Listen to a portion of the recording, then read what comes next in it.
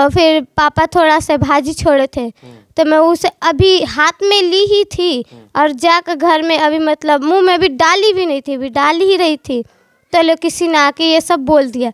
मेरे हाथों से थाली ही छूट गई। मैं अपने मंदिर में भी गई और अपने भगवान जी से भी मन्नतें मांगी, लेकिन भगवान जी मेरे भाई को भी नहीं दिए, मेरे भाई को भी मुझसे छीन लिए और मेरी भाभी को विधवा कर दिए वो लोग। सरकार से मांगे यही है कि मेरी भाभी को गवर्नमेंट नौकरी चाहिए और हम लोग को पढ़ाई के लिए, शादी के लिए कुछ पैसे चाहिए, मेरे पापा जी को ठीक करने के लिए, दवा के लिए पैसे चाहिए। शिवानी गुप्ता।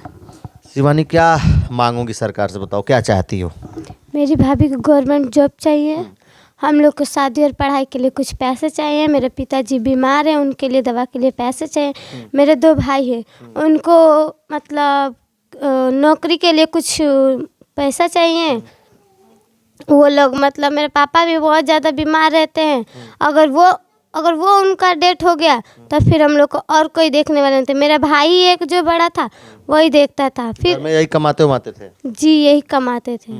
बर्थडे भी था उस दिन? जी बर्थडे था। तो उम्मीदें तो रही होंगी कि हम लोग साथ में परिवार बर्थडे मनाएंगे भैया के साथ? जी बहुत उम्मीदें थी। वो बोला कि जाओ तुम मोबाइल लगा, मैं बाहर अपने दोस्तों से बात कर रही थी तो बोला कि पहले जाओ मोबाइल। मैं बोली 2 मिनट रुक जा, मैं जा रही हूँ। तो बोले नहीं जाओ पहले लाओ।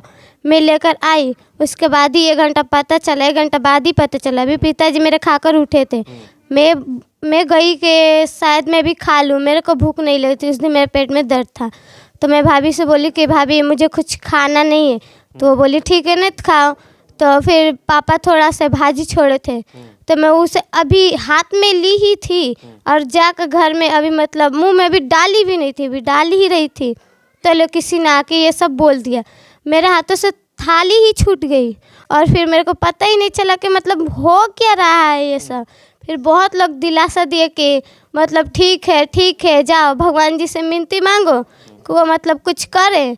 मैं अपने मंदिर में भी गई और अपने भगवान जी से भी मन्नतें मांगी, लेकिन भगवान जी मेरे भाई को भी नहीं दिए, मेरे भाई को भी मुझसे छीन लिए और मेरी भाभी को विधवा कर दिए वो लोग। इतने हत्यारे हैं उन लोग।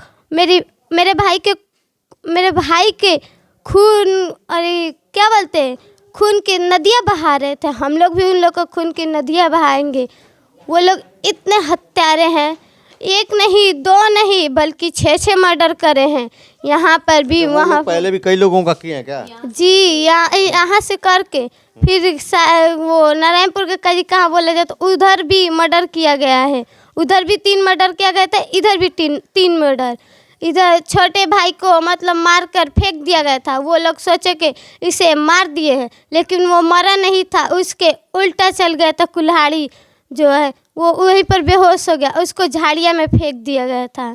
क्या मांग कर रही हो सरकार से? सरकार से मांगे यही है कि मेरी भाभी को गवर्नमेंट नौकरी चाहिए और हम लोग को पढ़ाई के लिए, शादी के लिए कुछ पैसे चाहिए, मेरे पापा जी को ठीक करने के लिए, दवा के लिए पैसे चाहिए। उन लोग के खून की नदियाँ बहनी चाहिए, हम लोग का खून का। देख रहे हैं बहन का दर्द है, किस तरीके से ये छोटी है, बच्ची है और किस तरीके से मांग करें।